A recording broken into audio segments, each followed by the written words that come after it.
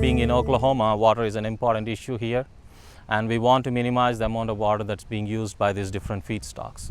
So that's the reason we have chosen these feedstocks, especially because switchgrass, sorghum, and mixed grasses, they are the most drought tolerant or less water using species, or minimize the amount of that water that's transpired from the soil into the atmosphere. And to understand these processes in the plant, we are trying to use what is called as both leaf level measurements and canopy or ecosystem level measurements. When coming to the leaf level measurements, we use what is called as a Lycor 6400 photosynthesis system, where we clip onto the leaf the instrument, and it measures a whole set of parameters that actually tell us what's going on at the leaf level. That includes photosynthesis, leaf level transpiration rates, leaf level energy consumption, and electron transport rate that drives the actual leaf photosynthesis.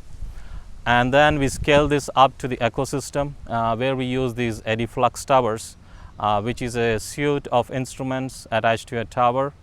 It consists of instruments that measure the wind speed using the sonic anemometer, wind speed, wind direction, and we have another set of instrument that measures the CO2 concentration in the atmosphere. And then we have instruments that measure relative humidity, temperature, and we have probes in the soil that measure the soil heat flux, soil moisture content, and soil temperature.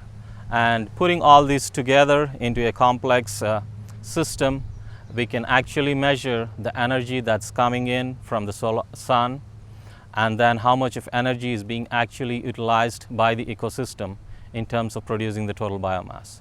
And at the same time, we calculate what are called as heat flux and latent heat flux that is used to measure the evapotranspiration.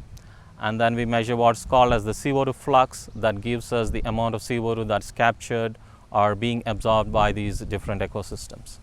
And we do this in all the 3 different species: switchgrass, sorghum, and also in the mixed grasses.